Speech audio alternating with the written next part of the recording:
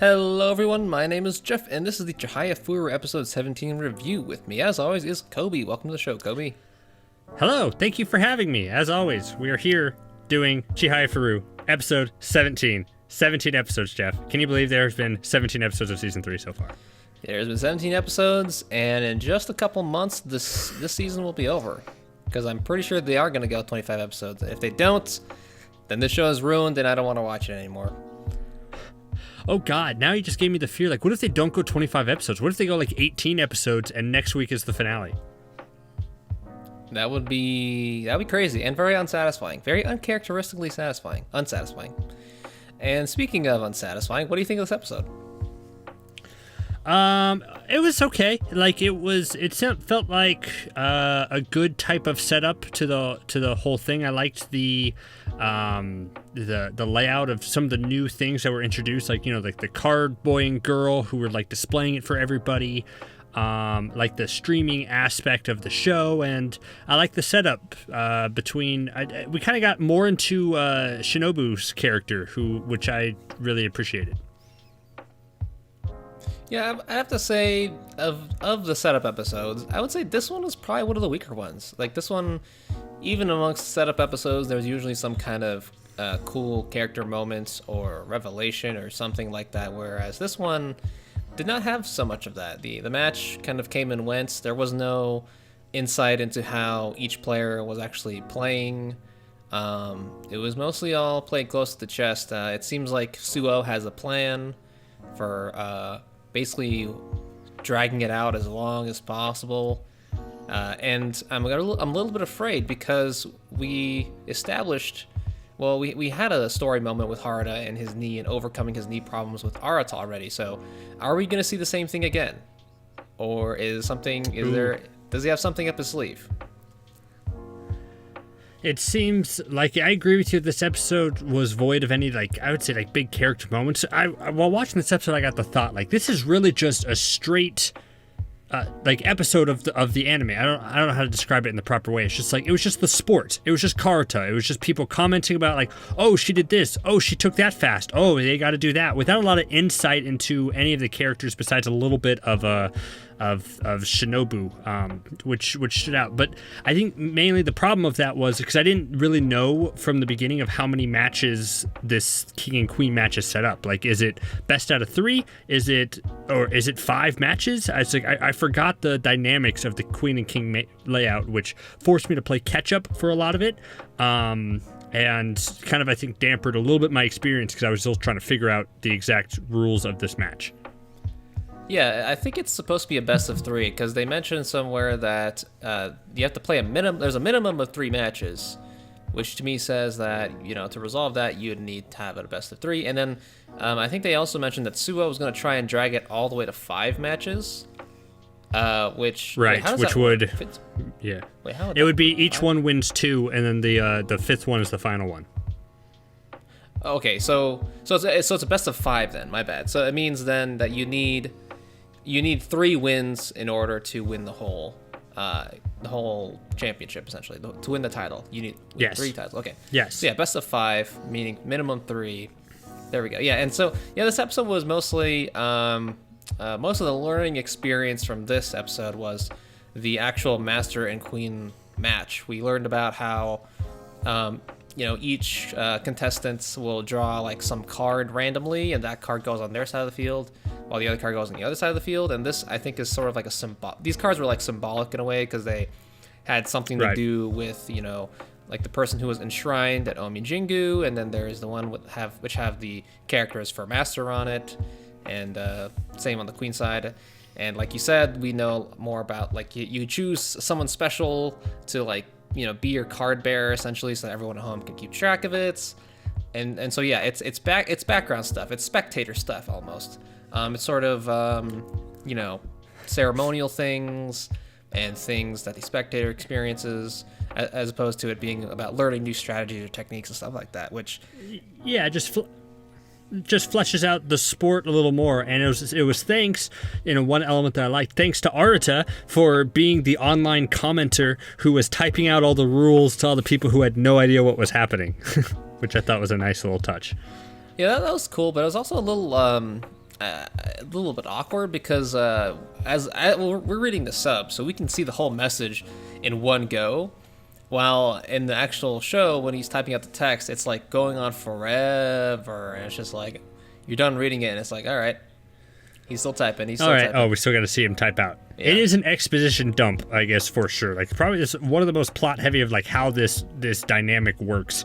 Like, it makes sense in the story of the show, in terms of there are people watching it who have no idea what this is, and we need to explain it a bit more. But it was. I liked him commenting, but you're right, it did take too long. Yeah, and that's just kind of my general feeling of this episode. It was a very much okay-ish episode, very inoffensive, but compared to the rest of the quality of the series, kind of a letdown, I guess, because this is the intro to the whole Master and Queen qualifying match. I guess the only thing it really hangs in front of us are related to Shinobu and Suo. One of them being, who was Suo talking to on the phone, and the other one being, why was Shinobu angry at Chihaya for missing out on the qualifier for a school trip? And I have some theories as to who these are, but I'm wondering if you have some theories as well. Sure, I guess I'll go first with those. Well, one, I think it's his mom or someone like his parent that he's living with, most likely his mom. And I just think it basically humanizes Suo in the way that he was trying to help her out. In a way, I thought they were really like sweet moments in the way it was like, well, if you're not here, go over to your next door neighbor and talk to him about turning on your computer. I even think turning on the computer. Oh, you know what it was? Actually, now thinking back over it as I say it out loud, he wanted his mom to watch him, and the mom was calling him, struggling to stream it online. And that's what it was. Yeah, that makes a ton of sense. I just clicked right now. Yeah, and she couldn't do it. And so she was calling him for help. And then that's why it's like premium membership. I have to sign up. I have to do all this. She was struggling, but Suo really wanted his mom to watch, which actually, as I say again, that ties back even more. Because remember in 2 episodes ago when he found out it wasn't live streamed, and and then he got really upset about that. Yeah. Everyone around him said, oh, he just wants to be on TV. But I think now you can relate, he just wanted his mom to be able to watch him. Yeah, and that's actually exactly what I was thinking too. It's someone important to him, most likely a parent or family member. And yeah, that's the person he was talking to on the phone with. And like you said, this humanizes him because everyone else thinks that, because everyone suspects that he's going to try and drag the match out for as long as possible, because he's like a cruel person and stuff like that, and he's cocky. But really, it's so that whoever this family member is, obviously really loves watching him, streaming and online stuff like that. And so here's my add-on to the theory, and it kind of ties into why he is retiring. So, this whole time we've been seeing Suo as sort of like this cold, impersonal person that, maybe doesn't have many friends kind of thing, although it's revealed that he's, people kind of dote on him and stuff like that. And that he, has this strange way of playing karuta in a way that's not good for, marketing karuta in a way. He's not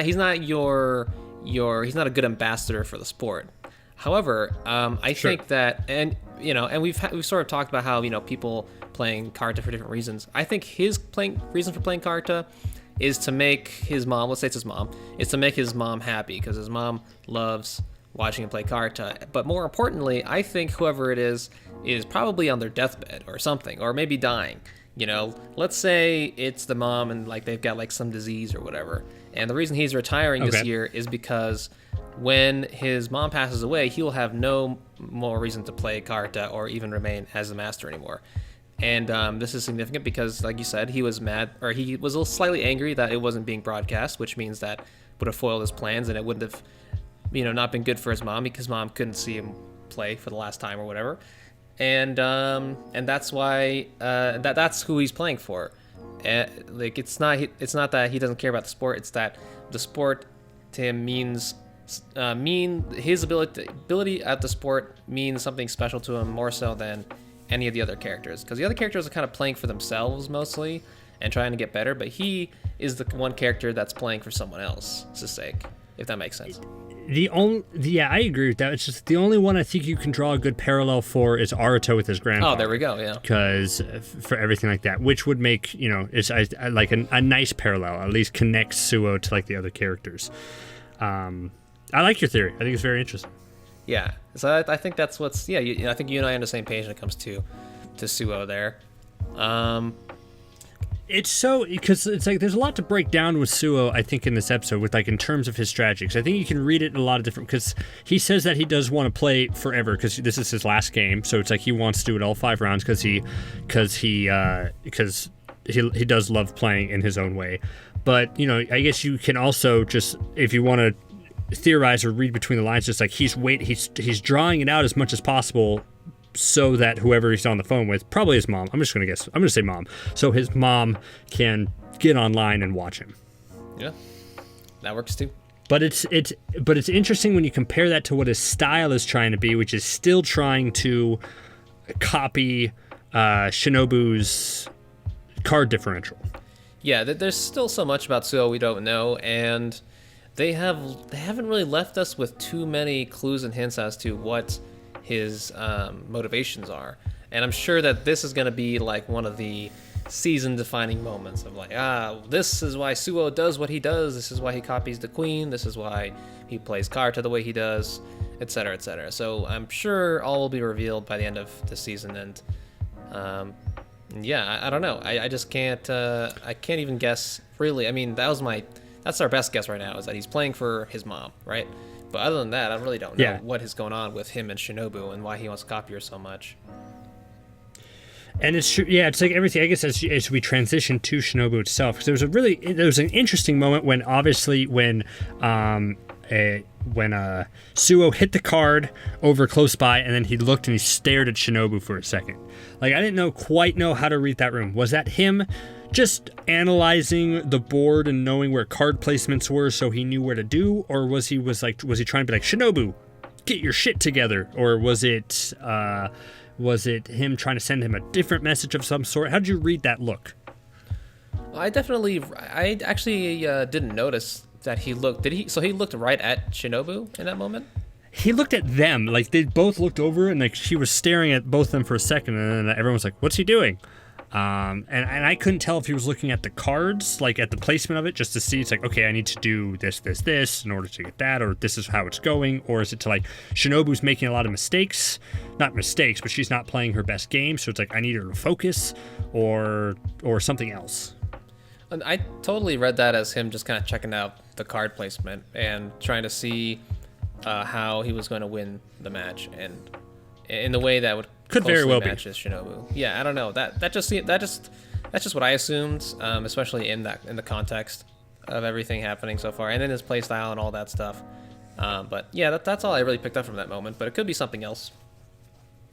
I guess we'll see. But all that was the lead into Shinobu, because I actually felt Shinobu a lot, because even though none of the characters really got a ton of emotional stuff in this one, this was more so Shinobu's episode, because we got kind of hit with a big gut punch in terms of that, where I loved her kimono, by the way. Like, I liked the design and look of that. I thought it was really cool looking. Definitely. But she chose to do that, to wear that kimono to honor her grandma, because her grandma asked. And then she finds out that the grandma only asked it because she's good advertisement. She's a politician, and you make optimal advertisement. And that was a sad line. Like, that was just, and it really hurt Shinobu in a way that really made me feel for her and connect with her. It didn't tell us anything new about Shinobu. We already know that she comes from a really tough family, and she has no friends except for the cards. But even when we're still presented with moments like this, I still feel bad for her. Yeah, and I think the whole 3 seasons we've known her grandma has really been her closest relationship, and I think it was her grandma that motivated her. That motivated her to get better at the sport, and it all turns out that maybe the grandma is just using her, which is very sad. Although, could it be possible that that's not the case, and that the mom maybe just has it mixed up? Maybe the grandma does have because it's really the mom that's like... Yeah, because we are... Sorry, go ahead. No, I'm sorry. I apologize. Yeah, I just... Because we are only hearing it from the mom's perspective, and the mom obviously has no interest in this karuta thing, and if she just wants to make money and everything from there. I mean, like, we saw the scene earlier before in the last episode where the grandma drew the line to, like, practice, to, like, know exactly where it is, and that really made it seem like the grandma was on her side. So, it's a good point. We could see things changing in the future. Yeah, yeah. So the mom is definitely more cynical, and the grandma is more supportive. Although I guess that would be, I mean, it would be kind of a twist. I guess that's what they're kind of presenting it as. Like, oh no, even the person that's closest to Shinobu isn't really her friend, which, it segues nicely into Chihaya entering the room and being her only genuine friend until which I liked. I liked the little moment they had. I think that's the most candid they've ever spoken to each other, Chihaya and Shinobu, where Shinobu was just like, "Here, sit down," and then Chihaya gives her a little snack. Yeah, that's cute. It was nice because she said like, "You're my rival," but it's like clearly Chihaya wants to be friends with her, and it's the whole point of a good sports anime. I think is like rivals don't necessarily mean enemies. Rivals can be your best friends. Everything, and clearly Chihaya wants that connection with Shinobu. And so does Shinobu, it seems like, because Shinobu was completely open to, her coming in and like just being a part of the room, until Chihaya mentions that she couldn't go to the Queen qualifier because of her class trip. And then Shinobu gets all pissed off, and then she storms off. Now, why do you think that is? Well, the way I read that is because I think Shinobu has been bred and learned to be like, if your life is karuta, then your life has got to be karuta. Like, plain and simple. You devote everything to that. Your friends that you have, your obligations, they all don't matter. It's the cards. The cards are matter. So by putting something ahead of karuta, I think in Shinobu's eyes that paints Chihara as someone not serious about the sport.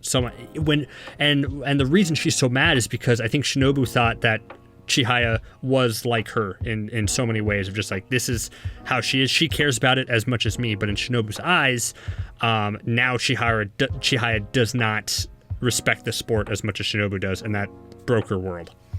Yeah, no, that's exactly what I thought of. I thought that, Shinobu, the reason Shinobu is so open to Chihaya is because finally Shinobu has someone in her life that she can relate to, that takes the sport as seriously as she does.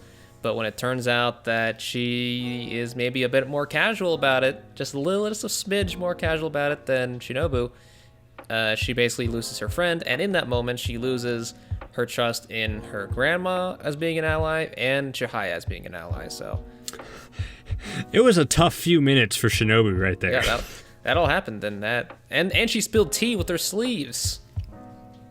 Yeah, tea everywhere. Tough day. Yeah. Let's see. Anything else you want to talk about this episode? What other things are there? Harada won, I guess. There's a few good Harada won the first match, and Queen won it because in a nice moment, and that's fitting for it, because it's like, when you respect the cards so much, how could they not choose you? And so of course she got the luck of the draw. But I want to talk about the moment when Chihaya is thinking about the people, because this is a great just overall sequence. There's two major things to talk about in the sequence. When she talks about who would be her card person. And I think when she started naming people, first she said Kana, or other people, or everything like that. The first thing I thought of was like, who was going to be the first one to be seen? Was it going to be Taichi, or was it going to be Arata? And I think it's interesting that like the one who got a big focus was Arata.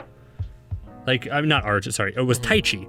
Taichi was the one that she thought of first as someone who would support her, someone who would help her, and someone who would be on her side as a teammate and close confidant. Her first thought, Taichi. Go Team Taichi. Well, the reason she thought of Taichi was because obviously Arata would be a given for being the master contestant. So it could be Sure, Arata. You could read it that way, I guess. But no, because she also thought, because then she played off of it, which was a really great, which might be foreshadowing to how the end final thing is going to go. Because then she saw a vision of the future of her as in a Queen match, and Arata versus Taichi in a Master match. Which I think, do you think that is the best way going forward? Do you think that is the end game here? Yeah, I think so. I mean, now that they've kind of just completely spelled it out for us, I'm somewhat doubtful of it, because the show does a fairly good job of surprising us, I think, so far. But yeah, I mean, that would be a really amazing finale for the show if it ended up that way. I mean, it makes sense. I mean, they built up to it.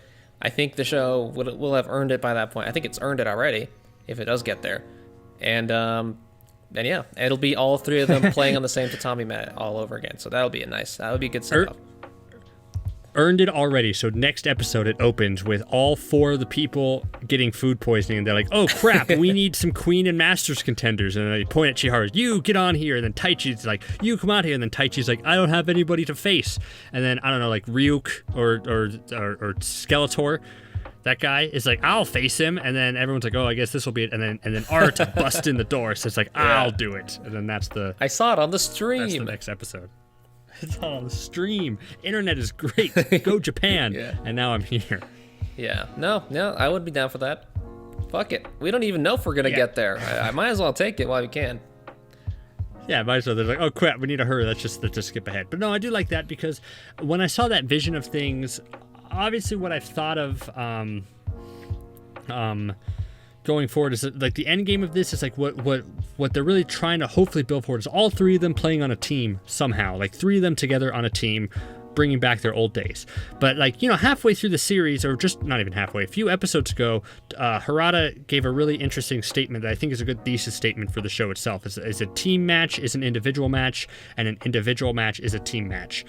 And I think if we ever get to that point of Taichi versus Arata, while Chihaya's on the other side with the Queen match facing probably Shinobu, then it's like, okay, we're not playing as a team together, but yet we still are a team. Like, we are together. We are all here playing, and we're together again, and that's great. And I think that'd be a very fitting ending. Yeah, absolutely. I wouldn't have any complaints about it for sure. Yeah. Okay, so who do you think wins after this first round? So Harada has one win, Queen has one win. How do you think it plays out? I think Harada dies. I'm going to go with Tori's theory that Harada dies. I think just because, one, I'm doing it for goofs, and two, another goof reason is that, what's his face? Harada's rival, he says something along the lines of like, "Oh man, well, Harada must be pissed," or maybe not, because, you know, he's made it this far, so he can die peacefully now. And Tori said that was foreshadowing for his death on the tatami mat. He'd be like, he'll go for cards like, "That's the one I wanted," and then he'll sink into the knee pads of the cushion that his wife got him, and then he'll just slump over. He'll have like a smile on his face, and he'll be like, "I lived a good life. I made it," and then he just dies. And then Suo's like, "I will honor you," and then because then that's only in game 2. But just like, so they have to keep playing with Harada's dead body there, and not just that one match. They have to play all three of them out. Yeah, all 3 matches, because that's the rules. Because you can't stop. Yeah, there'll just be a dead body there the whole time, and they'll be like, "That's what Harada would have wanted." Yeah, sorry, those are the rules. Those are the karuta rules. Those are the rules. They're carved in stone. There's nothing we can do. Surprisingly, this isn't the first time someone's died in match, so it's like we have to honor super it. Chill about it. Another death on live stream. Somebody get the broom. Anyway, I don't know. What do you got? You got any cool predictions there? Cool predictions. What would be surprising? No, I think Suo wins and Shinobu wins. I don't think Harada's walking away with the win, because if Suo wins and then retires, it's like his final thing that leaves the Masters open for Taichi and Arata to make their way up and face off in next year's match. Yeah, that makes total sense. And then I'm torn, because like, how for a show that's so, because that's logical story progression, like that's okay if that happens like that because it's set up for it. But is it disappointing if you can predict what's going to happen? Because, you know, maybe there will be a surprise, maybe there will be a swerve, but that is the most, like, is it interesting enough if you kind of expect what's going to happen and you think you know? I guess that's the big question. Just in general for shows, damn, asking the big questions. Well, I can tell you... Here at the Chihayafuru podcast, we're really we ask about the big things. So let's talk about Game of Thrones real quick. Ooh. So remember in the final season of Game of Thrones where there was like a bunch of unexpected shit that happened that you couldn't really predict, and that also was like super unsatisfying and terrible. I think if you have figured it out, and it makes sense and it's satisfying and they implement and execute it well, even if you knew it was happening, then I think it's I think it's still fine. Another example would be, let's see. God, I had another one in mind. I totally forgot. Well, how about... I'll just say, because in terms of like The Good Place, which just wrapped up recently in a finale, compared to How I Met Your Mother, both finales, Good Place is a fantastic finale because it honored the characters in ways that made sense. It just took natural progression of things and it was a wrap-up. How I Met Your Mother did the same thing as Game of Thrones, just like, let's throw swerves and surprises at things because everyone's already thought they figured it out. And it turned out shitty. So don't do that, shows. Yeah, Chihayafuru, if it ends up that way where, Suo wins and the Queen and Shinobu wins and we expected it all along, it would still be, it'd still be good because there's still room in there for little surprises or like great moments that like we could not foresee because, the outcome is just one part of the story. The actual getting there is the really interesting bit. So as long as that's good, that even if you know the ending, it's fine. Yeah. So we're on the same page. Suo wins and Shinobu wins. I think so. Yeah. If honestly, if Haruta won, that would be kind of BS. I would start thinking like, all right, he really should not have won that. His knee's given out. His knee should have exploded by now. He should have died on the mat or something, but not win the game. Yeah. His story arc really thing, which is just getting there, I think is enough for Haruta, just because of just the journey it took to get there. And we went through all the emotional things of his past, of his drive to do this, to do everything else. I just don't think it would. Yeah.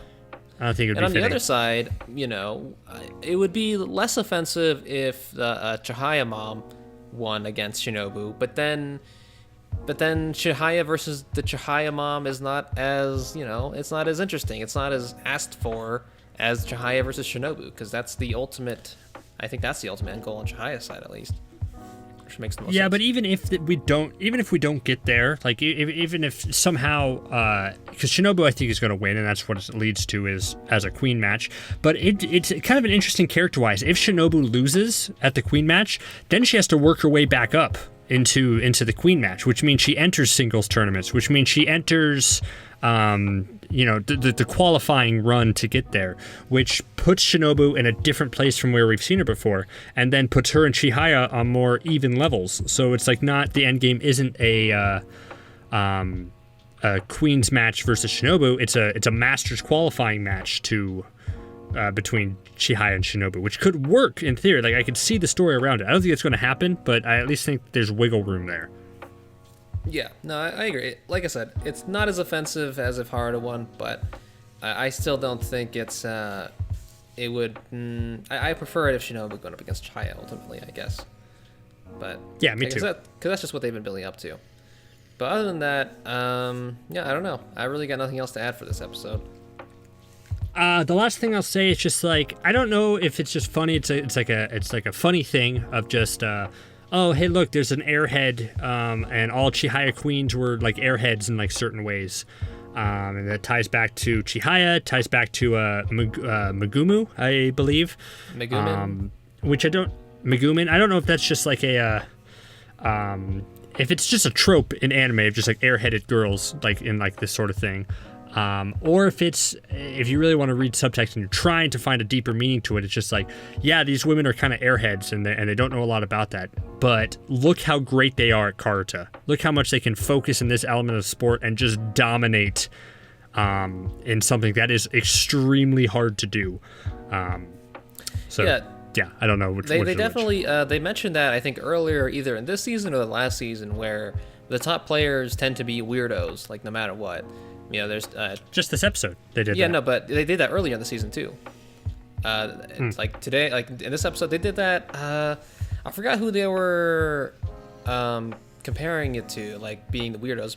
Probably Suo, right? Because Suo's a weirdo. Would have been, yeah. So it was like Suo, Shinobu, Chihaya. Like that, some characters said that specifically. Like a lot of the top players in Chihaya or in karuta are just strange people. And if I don't know if that's like a trope in karuta itself, like if the real life sport is reflective of that, where all the top players are just like kind of oddball characters in one way or another, which would be interesting. Or if that's just a trope in this specific show, I'm not sure. But yeah, no, it harkens back to that trend of all these super high level players being weird.